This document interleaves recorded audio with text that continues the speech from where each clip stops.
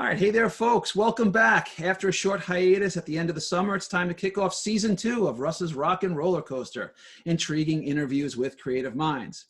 Everyone here tonight, both on the panel and at home, is a huge fan of the genre, and since now, maybe more than ever, it's important to embrace what we love and share those passions with others. So I wanted to start this season discussing why we actually love sci-fi.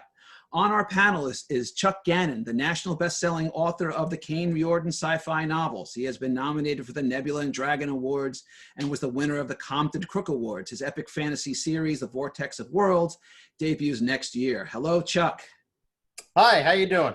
Good, good, good. Also on our panel is Jody Lynn Nye, the best-selling author of more than 50 books and 170 short stories. Whew, I'm already exhausted.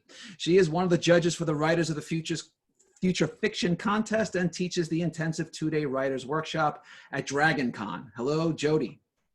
Hi there, Russ.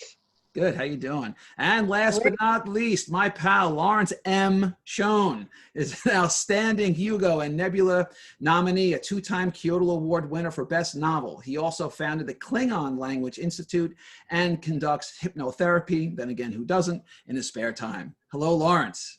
Hey there, nice to be here. All right, so I'm going to start each of you off the panel. We're going to get right to the heart of it. So what is it about science fiction and fantasy that you love so much? Let's start with Jody.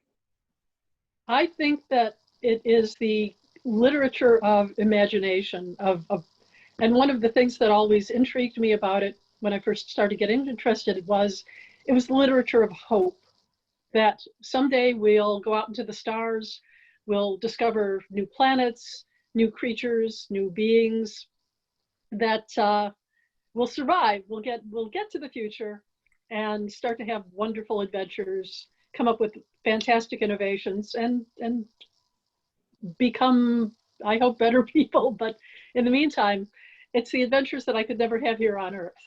All right, I love that, the literature of our lifetime. Chuck, lay it on me. So I always loved it, and I think the only change in the way I've loved it is the vocabulary I'd use to describe the reason for that love, which has a lot to do with what Jody said. I'm very tempted to say what she said, but that won't fill up the hour, and God knows I could fill up several. So I'll still try to keep it short, which is I think that you know, the bottom line is actually, I'll tell you a funny thing about science fiction devotees and also science fiction authors. We are arguably the hardest people to sell to. Advertisers never bother with us unless it's Sci-Fi Channel. And there's a reason for that. And the bottom line is we are, by our nature, sort of embracing. We don't just tolerate the different. We sort of go out and seek it. We're interested in what's over the next hill. That trait tends to be actually kind of rare, or it has been.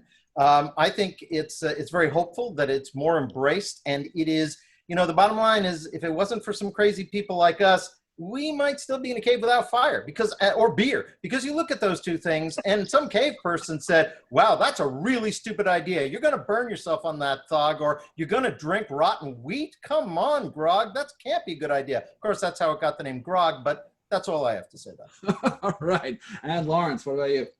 I'm just agog wondering about why we don't have, you know, hot beer, but that will come up later, I'm sure. I got sucked in at an early age, as many of us do, by the whole sense o' wonder of the authors I was reading, and as my reading matured, maybe even as I grew up a little bit, I got captivated by the metaphor of science fiction, that it is a way to look at ourselves, that every science fiction story, whether it's about aliens or robots or alien robots or Neanderthals, you know, making beer, they're all human stories. And they're a way of sneaking past the filters of what you're normally allowed to say about people. And say, oh, you know, it's that premise that kept Star Trek on the air for 3 years, talking about issues that you couldn't talk about in prime time. You know, it's not us. Look, he has, you know, some wacky rubber appliance on his forehead or dangling from his ears. So it's okay to talk about these things. And then they filter through, and you wake up one morning and say, oh, racism, that's a bad thing.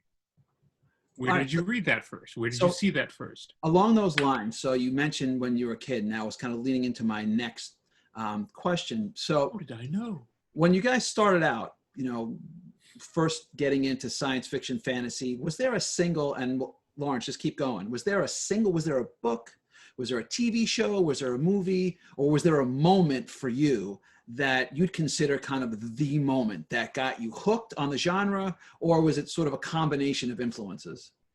I was reading voraciously as a kid, and there wasn't a YA brand back then.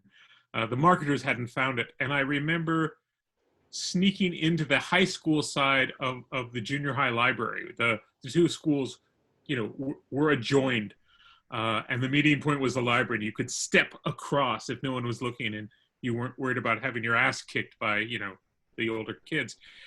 And I found Heinlein.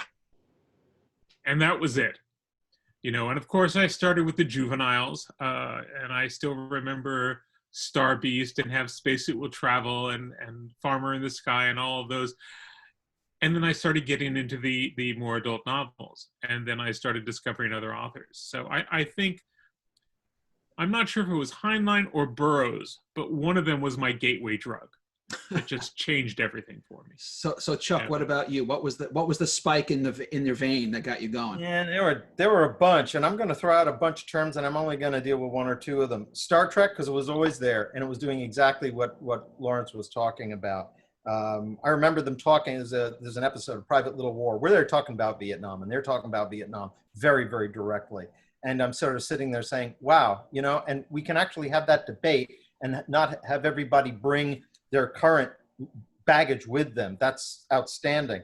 I discovered I liked series and books. And really, when you went for stuff that a kid would read, a lot of the series were fantasy or science fiction. And that ability to come back to a world really drew me in. The movie 2001 was a huge change for me. It really did change my life. I saw it first run in the theaters. It scared the hell out of me, and it also sucked me in. I have to mention one other person, Jacqueline Lichtenberg, who used to live in Rockin County. I met her at a library function, and I was 12, and she said, "Send me some of what you've written," and I did, and she was very helpful. And she also exposed me to two books that I probably would have never found on my own. One, which some people will remember. A lot of people start military science fiction or things like it with Heinlein's Starship Troopers. I didn't. It was Gordon R. Dixon's The Tactics of Mistake, which is a really interesting book, and also a forgotten science fiction author largely, who's an anthropologist by the name of Chad Oliver, and a book of his, which was actually an expanded novella called Blood's a Rover. And those things all sort of happened over about a 3 or 4 year period. And on the way in, I was largely set up for it, and on the way out, what I'm doing right now is what I knew I wanted to do, and that pole star has never shifted. And Jody, how about you? Well, I used to read everything in the school library indiscriminately. So I was reading children's science fiction from the time that I was able to extract books from the library without a problem. I quickly moved over to the bigger kids section, but there were things for young science fiction readers, such as The Incredible Flight to the Mushroom Planet. Yes! I read when I was 6. And The Forgotten Door and The Runaway Robot by Lester Del Rey, one of the publishers of our field. So I was reading science fiction, but I didn't know it was science fiction. When I got a little bit older, I asked my teachers, because I used to hang out with the teachers a lot, what is this thing called science fiction? And they handed me a bunch of Bradbury and Vonnegut and end of the world stuff that had all been written during the Cold War, when everyone thought that they were going to die of nuclear holocaust. And I read some of this stuff, including like the Martian Chronicles. I was a very impressionable young teenager. And if you know the stories well, you realize that in one of them, the earth becomes a burning cinder. And I live here. So that was very hard for me to take. And I turned away. I said, I will never read science fiction again. Well, wow. I went to our school library, which was substantial. It was 3 floors. It's no longer as glorious as it was when I was in school. And I said, I will only read fantasy. I'll read biographies. I'll read anything else, but not science fiction. And I came across a book called The Crystal Griffin by Andre Norton. And it looked, I looked from the cover like a fantasy. So I took it home. I loved it. I thought it was fantastic. And you come to the end and realize, spoiler alert, it is science fiction. So that's probably the book for me. And Andre Norton became my safe place to go. From the shelter of her wing, I was able to explore more dangerous sounding books like Gordon Dixon and Paul Anderson and many other people whose books I came to love. But I could always retreat to Andre when I felt a little bit threatened by some of the concepts. But I loved having my mind blown by all of the things that I did come across. So that's we're gonna get. I want to touch more on that. We're gonna get to it a little bit later. Just the idea of these different subgenres within it. But let me ask you something. So, given that sci-fi and fantasy, it comes in all different shapes and sizes. Do you prefer to read it, to listen to it, or to watch it, or in equal measures? So, Jody, why don't you keep going? I think that I would rather read it because I like the theater of the mind. I like to picture things myself. I love the spectacle of science fiction movies, but sometimes they don't make sense. And I get very impatient with the movies that are fantastic, but they're moving so fast that sometimes I can't even make it out to the parking lot at the end of the movie saying, that didn't make any sense. Why did they do that? I would rather have it in the hands of a fiction author who has to make sense, because you can go back, you can flip back a few pages and say, oh, that's why he did that. That's why she's in that place. And that, for me, I like to listen to science fiction. I love to watch science fiction. I think at base, I'm probably happiest reading it. How about you, Chuck? I can do it sort of in reverse order. I don't think I've ever listened to an audiobook other than like a couple of pages in, usually to see what sort of job has been done with mine. I'm delighted that all of the folks out there who love it. I understand that a lot of people who probably wish they had the time to read and the environment to read find that the audiobook is their only option, and I sure understand that, because for me, one of the reasons I'm not a big audiobook fan is sort of is a flip side a little bit of what Jody was saying, which is if it's a book, I want to be able to flip back and see. It's like, well, wait a minute, you're saying this there, and I tend to like not very simple linear plots. Well, kind of what that means is you want to go back and check a little bit. Well, that's a pretty hard thing to do in an audiobook. I'd say my next is film. Again, I have a lot of the same frustrations, I would say. Right now, I think The Expanse has brought a new accountability to science fiction and a sort of techno-thriller, political thriller edge that I really like. Love it. So I kind of feel like in some ways, we're not living in the halcyon days of first movements, which I kind of see Star Trek and Outer Limits and Twilight Zone as being in a lot of ways. But boy, wonderful stuff. Really, really carrying the ball forward. As far as but reading is my favorite because because it's what I do. I love to see how other people do it. And it's weird. It's for me where the real sense of wonder comes in, because at a certain level, the image, and I worked in TV, the image is kind of, it's imposed upon you. Your imagination has only so much shaping it can do. But when it is a theater of your mind that's coming in through the words on a page, you have total, you're both at the complete, you're at the complete mercy of the words, but you're also the master of what they become. And I love that dual experience. How about you, Lawrence? I think I share Chuck's reaction to audio. I don't listen to audiobooks, again, except to hear my own. And even then, but if I had to commute, then I think they would be a godsend, assuming I wasn't the one actually responsible for driving the vehicle. But for me, it's the written word because, I like films, don't get me wrong, but I think science fiction in particular is not being marketed to science fiction fans, and certainly not science fiction authors. And so I will go to the latest Star Trek movie, and I will sit in the theater and I will enjoy it, because you've got explosions and you've got the future version of car chases, which is what is in every big blockbuster, cinematic release. And I will exit the theater, and like Jody Lynn, before I get to the parking lot, I will be racing to my car because I want to drive it through that giant plot holes that are in that film, that make no sense, that don't explore the character arcs that have been set up perhaps lovingly and then cut because, story's dragging, we're not selling the popcorn. We need more car chases. We need more explosions. We need to kill somebody. And that doesn't work for me.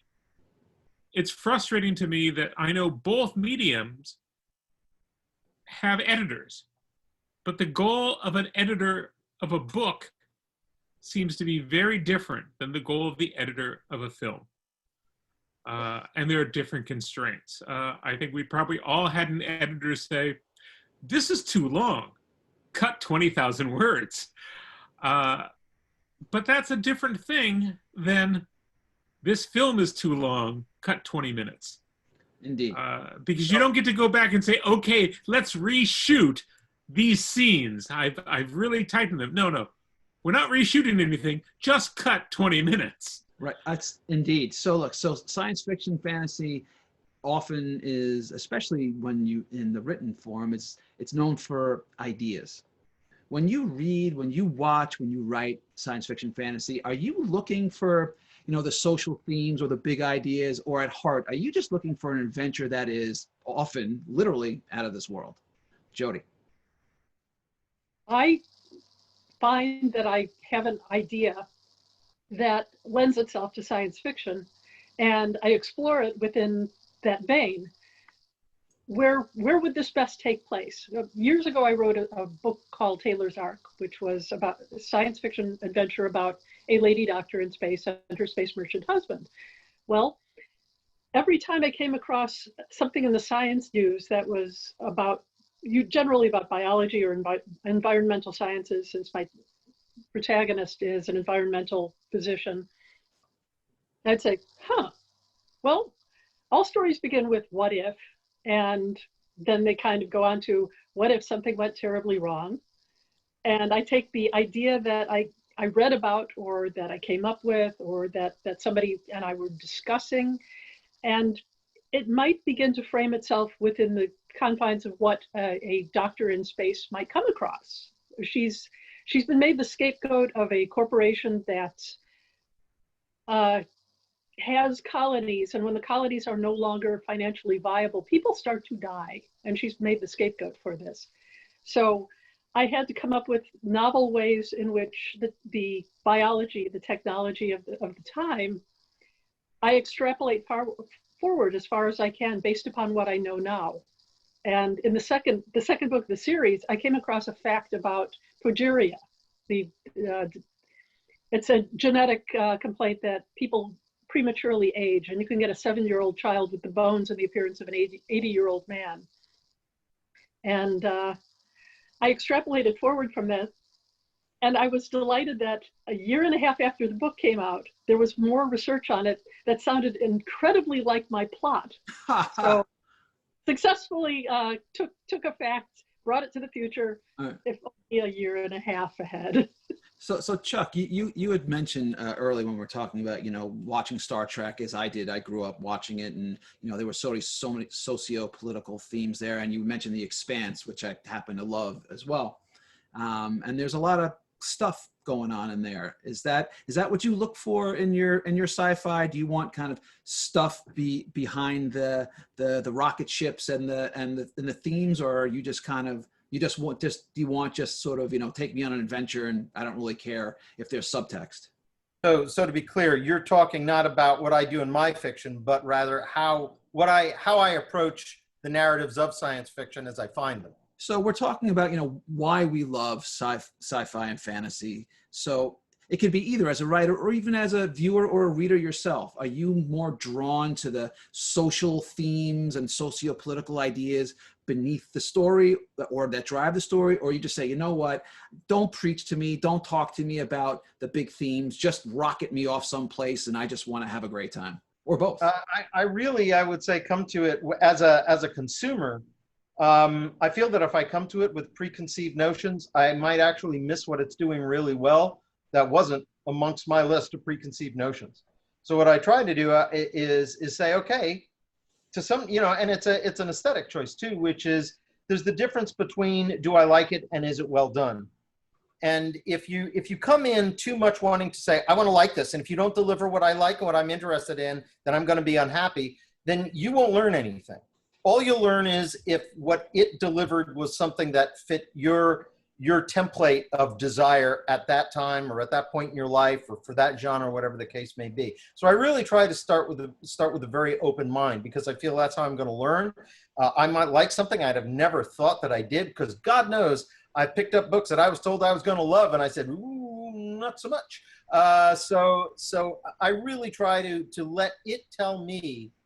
A good narrative is going to sort of tell me what it's about and what it's trying to do. Is sense of wonder important? Is it trying to couch to today's issues and tomorrow's circumstances? Is it some mix of the two? Is it doing something entirely different, such as a fantasy that may be just a romp, or maybe or may have, as Jody was saying, there are some really good fantasy authors such as Andre Norton who, you'd say, oh, well, this is just an adventure, and then you realize about 2/3 of the way through, oh, it's a little bit more than that. And if you come in with too many preconceived notions, you don't know. For myself, I would say what I try to do is I'm really interested in making sure that it's rigorously true, and sometimes rigorously true to the point. True, that's not the right word, obviously. Verisimilitude is what we're after here, but that the conceits of the universe are consistent. When it's science fiction that I'm writing, that they derive from things that we can see now, or at least things that have not been precluded as possibilities. And I want to play them forward honestly. And I want to play forward characters honestly also. I find that interestingly, there was for a period of time that you couldn't write, every character had to be essentially Doc Savage. Or John Carter or something like that. And I don't have anything against them, but they're of a type, and they satisfy, they scratch a certain itch. And now it seems to be that you almost, competence of any sort is sort of considered questionable or pandering to some sort of recidivistic taste. And I consider that a problem on the other extreme. I'm open to all of them because, in fact, life tends to put all those sorts of people out there.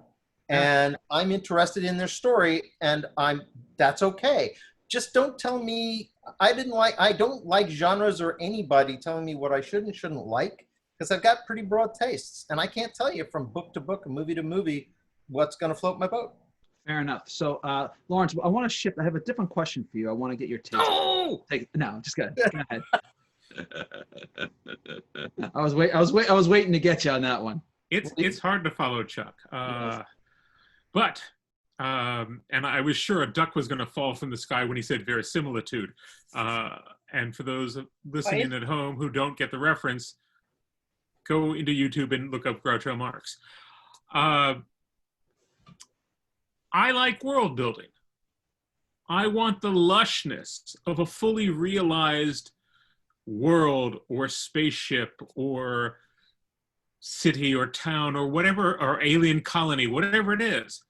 I want to feel like I've been dropped in. So much so that the characters don't notice all the science fictional elements because they're ordinary and day-to-day for them, which makes it a challenge for the writer to both present, here's the cool idea, and none of the people involved care.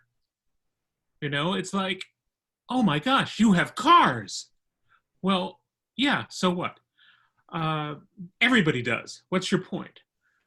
So that's part of what I'm looking for, and to see how the characters respond. But at the same time, for me, a really good story when you pick your point of view character, there's a certain arbitrariness there. Because I think a well-written story, a fully realized story, you can take that scene and back up and say, and now, you know, sort of like you're watching a Kurosawa film, and now let's see this entire thing from the point of view of this other character over here and play it out. And it will be the same scene and will be a completely different scene. And I want to do that over and over and over again. I don't in my own writing because I don't think I can pull it off as effectively as I want to see it. And I worry about people getting bored with it because, you know, this may be my affectation. It doesn't mean it's going to float anybody else's boat. But I want that fully realized world building. Fair enough. And wait, so, one more point I'm going to slip in there, Russ. And that is, there's going to be, from the point of view of the author, there's going to be so much more that the author knows than slips in onto the printed page. And for me, that's what produces verisimilitude, that the author knows this world so very well that it just oozes into their writing without conscious effort. Indeed, certainly, you know, the world building can be a character unto itself. That sort of just is part of the framework of the whole narrative. So, Jody, I got a question for you. So, science fiction and fantasy has had a huge resurgence in a way over the last decade, in particular. Why do you think that is? Is it cyclical, or has something fundamentally changed in the way the broader consumer market is sort of appreciating or digesting sci-fi and fantasy? In a way, it is cyclical. You notice that certain kinds of storylines pop up again and again, but I think people are looking for the next thing. They're tired of the mundanity, and they've discovered that the things that we nerdy people have been enjoying for decades is cool, is provoking, thought-provoking, exciting, something that they want to get in on. We have had a resurgence of interest in the science fiction, fantasy, horror, paranormal realms that has never been allowed before. Because when I was growing up, what I did was looked down upon by many people that I went to school with. They preferred stories that took place in the here and the now, something that I have never particularly been interested in. So I think that they're allowing themselves to step outside the boundaries of just plain old everyday America, Canada, Great Britain, you name it, and search for that little farther on place. But I also think, in a way, we're trying to capture and tame the unknown.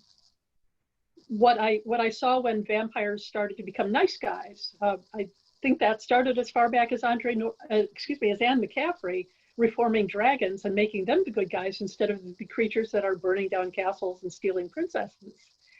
So one at a time, all of the horrors of our past are being tamed and brought forward in a more palatable form that people don't have to be afraid of them anymore. In fact, from the Frank Langella Dracula, vampires are sexy now. And that started a lot longer ago than many people realize, that werewolves can be sexy and interesting and acceptable. Now we're on to angels and demons and immortals all of a sudden. And like I said, it's sort of in the way that people told stories about the gods. It's a way of understanding them and demystifying them, so that they're no more frightening than we are. So I think that there's some of that in it, but also the way that things are being presented now that special effects have become so amazingly fantastic, that they're enjoying the spectacle, and it has become acceptable to go to a movie and really get into the special effects and not have somebody spit at them because, oh my God, it's comic books. So Chuck, I'm gonna separate question for you. So there are a lot of subgenres within sci-fi fantasy. So I have a sneaking suspicion you have some thoughts on military sci-fi. I do. Although that's not the one. I mean, I've written a lot in what would be considered military science fiction. I find myself more interested in what I would call epics. Epics, you know, for instance, calling the Iliad, and I'm not comparing myself, but you could call the Iliad and the Odyssey in some ways military, or at least combat-oriented science fiction, or rather fiction, maybe science fiction, at least fantasy. But you wouldn't call it military. And my interest in is in the nature of the epic is a set of sustained conflicts and attempts to overcome and understand and redefine. And there's going to be, because they're conflicts, there's going to be action, either small scale, large scale. And I absolutely enjoy writing that. And some of the novels are focused on that. But if that was the only thing I was able to write, I would find myself rather hemmed in. To me, if people are going to actually think about killing other people, there ought to be a good reason for that. And running around finding the reasons, or just simply saying, here's a place where people are killing each other and here's what unfolds. Not that that's unimportant. I mean, Guadalcanal Diary did not, for instance, you know, launch into polemics on the nature of humans at war exactly. But the bottom line is it certainly fit in that context. And for me, since I have to make the whole world, the wars have to mean something, and the conflict means something. So so I guess what I did was I spun off of military science fiction and said, well, maybe that's not exactly what I would comment on. When you talk about epic, are you talking more, do you consider that to be the same or a separate subgenre from space opera? Oh, I would absolutely say that you can have, well, a lot of space operas use the epic or the epic format. I think I would tend to say that they're a little bit more like sagas, and I know that sounds like splitting hairs, but there are certain things about epics that if you go back to sort of the original definition of the word, it's really, in many ways, it's always about a culture in dialogue with itself.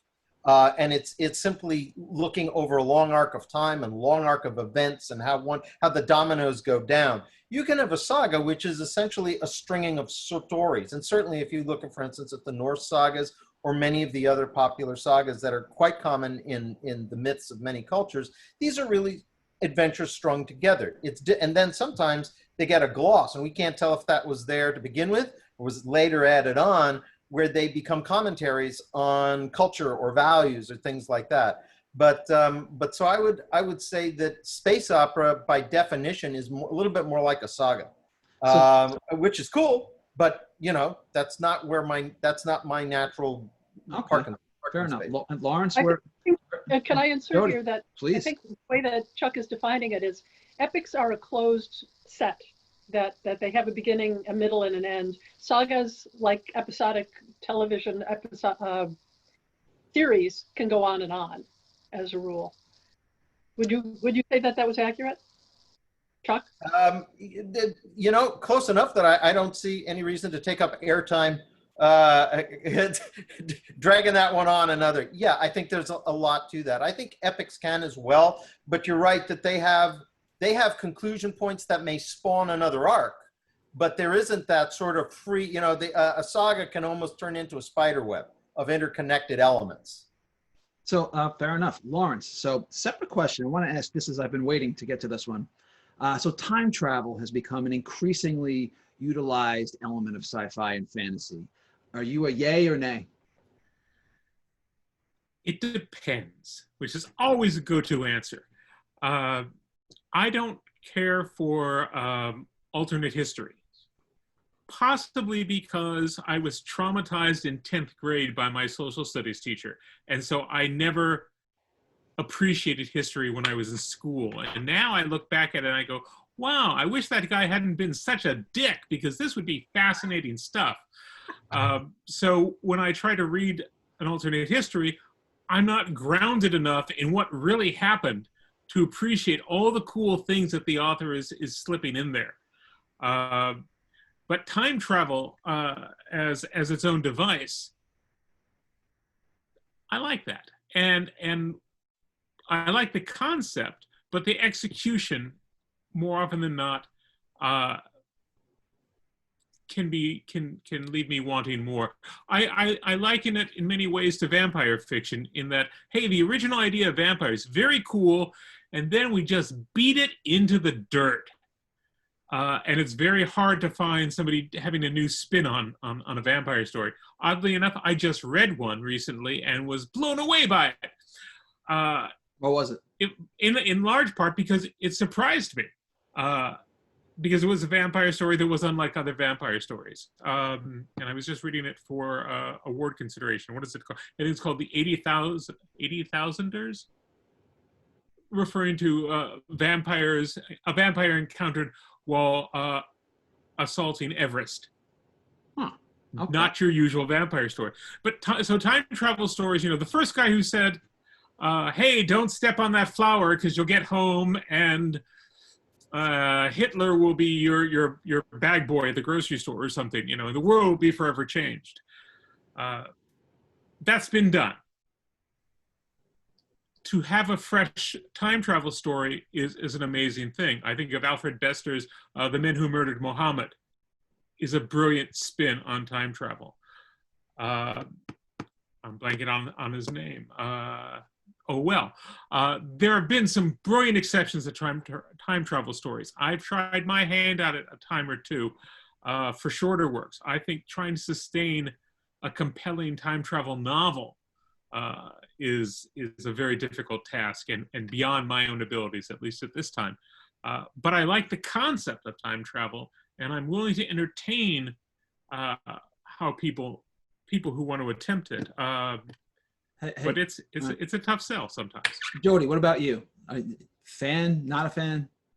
Time travel? Yeah. Depends on how well it's done. I thought that Paul Anderson's Time Patrol was pretty interesting because it sort of brought up his own version, which predates Star Trek, of the Prime Directive, of trying to keep the timelines from veering off from what those people in the future know. And I thought that his takes on it were really fantastic. A dear friend of mine, Susan Sizemore, her first bestseller and first novel, as a matter of fact, The Wings of the Storm, was a time travel romance. And I thought that she did it very well because she didn't do it in a way that I expected. Some of the tropes have been terrible. Some of them have been wonderful. Since we're talking about movies as well, I have to bring up Bill and Ted's Excellent Adventure. Aha, yes. A favorite of mine. I did not want to watch this movie. My husband talked me into it. Why would I want to watch a movie about a couple of California stoners? But it's such a brilliant script. And it does mess with history in a really fundamental way. The backstory at the end of it, that Joan of Arc went on to introduce a robot. On. Well, you were the perfect segue, because that was my. We have one more question before we move on to some other stuff. So now that you kind of shifted gears for me, so Bill and Ted 3 just came out. Obviously, Jody, we know that you have a fan. So it kind of falls into a subgenre that I like to call cosmic lunacy. Chuck, what's your take on sort of sci-fi comedy? I've seen some that's funny. I've seen some that isn't. I think it has more to do with a comedy team. For instance, I think that Time Bandits is really funny. It's also really, I think, insightful. I'm not surprised that I'm a big fan of Monty Python anyhow. Just watch really, I find that it's not so much whether it's cosmic. I can like it because it's cosmic, and it gives you another one. For instance, I would say Dogma falls into that category, which I think is brilliantly realized. But it has to do with the sensibilities of what constitutes comedy. And there's some stuff that just, it's like, haha, and it doesn't bring me along. So I wouldn't say I have a single, I don't think about, let's say this. When I think about comedy, I don't really have a genre in mind. I think any genre can carry comedy. So it's really going to be about what's done with it. All right. So a quick interlude for the folks who came in late or are watching at home. If you have any questions for Lawrence or Chuck or Jody, send them to me in the chat box, and we're going to get to them at the end of the show. So now we have come to the special section of the show, which everyone seems to like, where we are going to spin the wheel.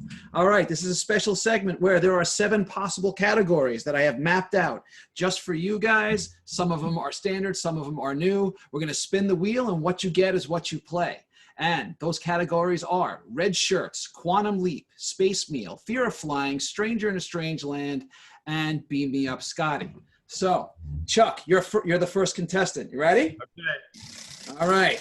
What do we get?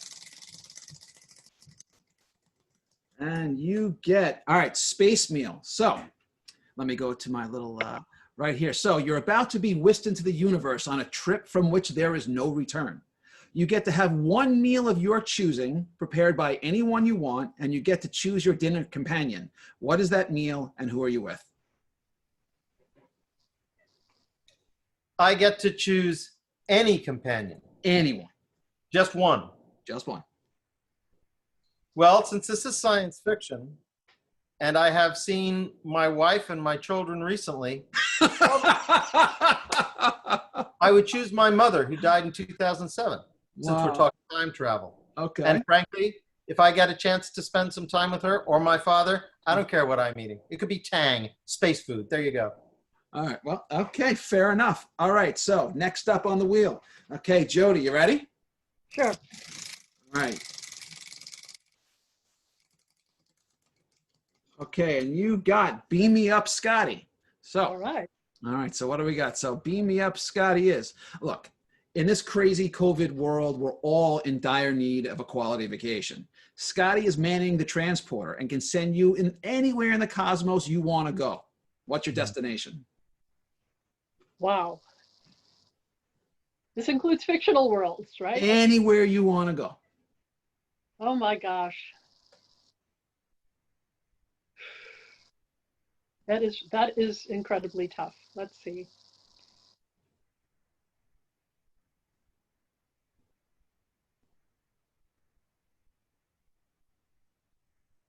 All right, the suspense is literally killing me. The suspense is literally killing me too. It's really hard to choose.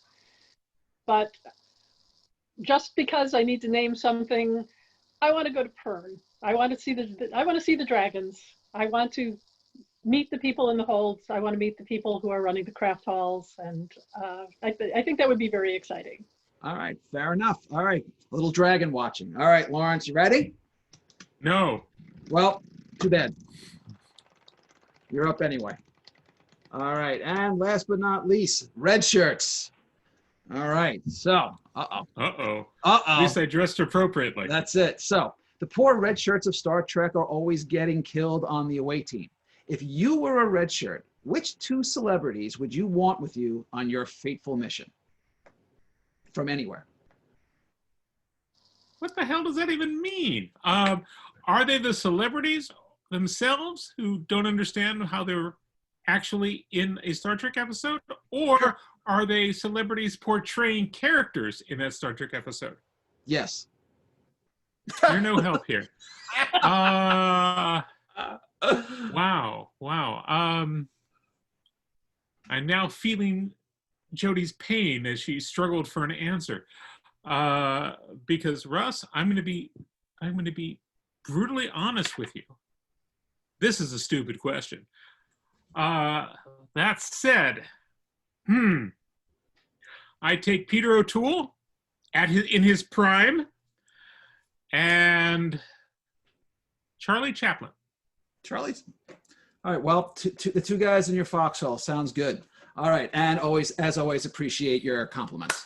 All right. So we're going to move on to advice column. All right. So we're going to take a little bit of a different tack for anyone who's writing or loves to read sci-fi, fantasy. So Jody, what's the one piece of advice that anyone's ever given you or you've ever heard that you would want to pass along as being the best advice and the worst? One of the things that I would have gone back and told my young self was, I submitted a story to Analog to Stanley Schmidt, who was the editor at the time. I was 19 years old, And I got back a personalized letter from him saying, "We've seen this kind of plot before, but I really love your style. Send me something else." And I never did. I would say, send them something else. Take your opportunities. Take any opportunity that presents itself, because you don't know when it will come again. And you don't know what kind of life you would have if you had taken that chance. The worst advice that I ever got was, write short stories in order to be able to publish novels. Yeah, they're two different disciplines. I happen to practice both, but I know people who are natural short story writers who don't write novels well, and I know natural novelists who really can't write a short story. So that wasn't a great opportunity. I would say take any opportunity that you can. Don't limit yourself. Fair enough. Chuck. Best advice I was ever given comes with the caveat, and the best advice is that you can have lots of talent, but you also need perseverance. But that only matters if you have an accurate view of yourself in the mirror. Because if you have perseverance, but you haven't identified what you really do well yet, then or figure out the relationship between that and what you really love, it's going to make for some difficult slaloms along the path. The worst piece of advice you can, this is an X. This is like an algebra equation, and it is, don't do X. There are no don't do's. There are certain times when it's not the wise thing to do, but there's almost nothing in fiction that I can think of, or writing that I can think of, that might not, under certain circumstances, be exactly what you want to do, for reasons that you can't even anticipate. But remember that what makes rules are exceptions, which suggests that every rule probably has one. So that would be what I would say. All right, and Lawrence, so before we get in, is this question approved by Lawrence M. Schoen? I was going to say, because I've been busting your chops all night, that this is a great question. Well, thank you. All right, you are magnanimous if nothing else. And I was going to say that even if you hadn't prompted me there, but now I don't get credit for that. So I could simply say Chuck stole my answer, but instead I'm going to say the best advice I've ever gotten, and that I regularly pass on, are the initials AIC, ass in chair. You're not going to get anything done if you don't sit down and write. And it doesn't matter how much time you spend with your ass in that chair, but you need to do it. You need to do it on a regular basis. I think this is one version of some of Heinlein's rules. You must write. One of the things I think all of us see far too often at conventions, people will come up and tell us about the great books they're going to write. And there are two kinds of authors. They're the kinds who tell you about the books they're going to write, and they're the ones who go and actually write those books. You need to sit down, you need to put in the work, you need to build. I don't like the analogy of it's like a muscle, but you need to create the habit of writing, ideally every day. Or if your schedule doesn't accommodate that because you're holding down one or more full-time jobs and you're raising 18 kids, and you've got your mistress on the side who wants some time with you too, and whatever, and then there's your addictions and all of that. Even if it's just 15 minutes on the train ride into work, have a notebook, learn to take notes, learn to put your thoughts down, type it on your phone, do a Twitter novel if you have to, but you have to put your ass in that chair. Bad advice, or what not to do: when an editor writes back to you about your work, rejecting your story or your novel or your submission, don't argue with them. Do not send back an angry, "Oh yeah, I'll show you." Very early on in my career, I wrote such a letter to the editor at Weird Tales, who I years later read Slush for, but that's another story. It doesn't work. When I was running a small press, I would have people write back and explain to me what an idiot I was for rejecting their fiction. And as if I wasn't going to mention this author to other publishers. So, no, it's a small community. If you're going to be so gauche as to respond to an editor who's taken the time out of their own schedule to try to tell you why you're a jerk, or at least why your writing is less than pristine, take it in that spirit. It is not an invitation to have a discussion. No, fair enough. So ass in the chair and don't talk back. All right, fair enough. So we have got a few minutes for any questions from anyone who's watching at home. If you want to send them into the chat box. There was one or two on my list where we didn't get a chance to get to yet, so we'll do one real quick before we got to wrap up. So one little thread of science fiction that's not typically thought of as pure sci-fi all the time. Kurt Vonnegut is one of my literary heroes. I've read almost everything that he's had to put out. What's your take on Vonnegut, Chuck? Well, I'm not going to put on my former English professor hat here. Famously, Vonnegut said, I wrote a couple of paraphrasing, I wrote a couple of science fiction short stories, put them in a drawer, and every couple of years I open the drawer, look at them, and pee in the drawer and close it.